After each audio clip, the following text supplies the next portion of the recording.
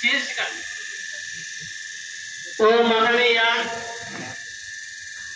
మానవ జీవితంలో కల్మషం లేని ప్రేమలు స్వర్ణ శిల్పంలా మది పలకపై నిలుస్తాయి. ఓ మహనీయ, మానవ జీవితంలో కల్మషం లేని ప్రేమలు స్వర్ణ శిల్పంలా మది పలకంపై నిలుస్తాయి.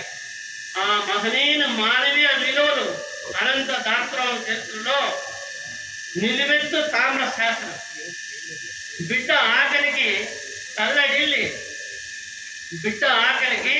తల్లడిల్లి గుండెకు హత్తుకున్న తల్లిలా డొక్కలు కరువులో గంజి కుక్కిళ్ళు కేంద్రాలతో ఆడుకున్న అమృత ప్రేమమూర్తి అతడు. దిగుడు బావిలో గంగను రప్పించి దిగులు పడ్డ రైతుకు ధైర్యాన్నిచ్చిన ధీరుడు.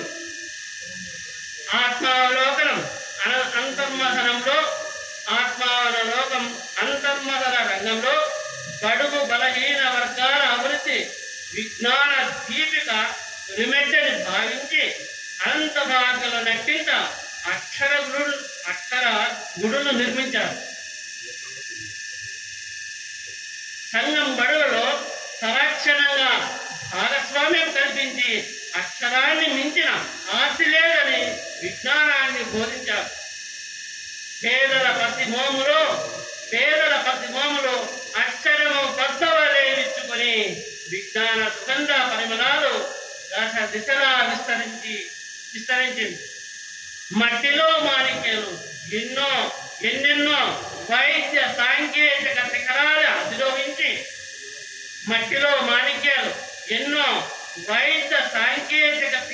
అధిరోహించి తమ బతుకుల్లో చీకట్లు తరిమి మేలో కాంతి కిరణాలు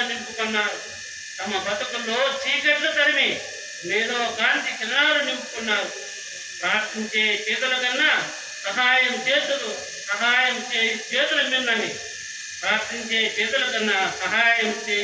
మిన్నని చేతలో నిర్మించిన అనంత ఆణిముత్యం. వేలాది రోగులకు ఔషధమైన ప్రాణదాతత్వం. వికలాంగుల ఆత్మస్థైర్యానికి నిలువెత్తు సాక్ష్యము. ఆత్మవిశ్వాసానికి నిలువెత్తు సాక్ష్యం. ఆ మానవతా దృక్పథం పర్యావరణ పరిరక్షణ, పేదల ఆర్థిక సామాజిక సమానత్వం.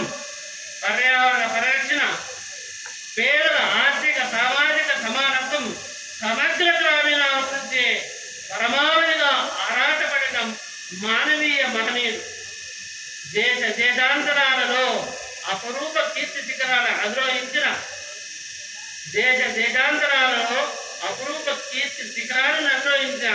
ఓ పేదల ప్రేమ పెన్నిది,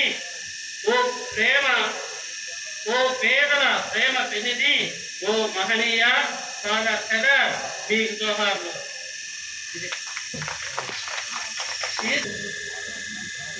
షేక్ మాది నంద్యాల రసం గీతా రచయితల సంఘం జిల్లా అధ్యక్షుడిగా ప్రస్తుతం సాహితీ సేవలు అందిస్తున్నాను. నేను అపర భగీరథుడు ఎన్టీఆర్ అనే శీర్షికన మన రాయలసీమకు ఎన్టీఆర్ గారు చేసిన సేవల గురించి ఈ కవితలో వివరించే ప్రయత్నం చేశాను. పునఃరూపం, మూర్తిమంతత్వం, మెండైన విగ్రహం, మెండైన సుగుణానుభవం ఎన్టీఆర్. తెలుగు ఖ్యాతిని దిగంతాల మీటిన గిటార్ తెర వేలుపు, తెర ముందు చైతన్యాల మెరుపు.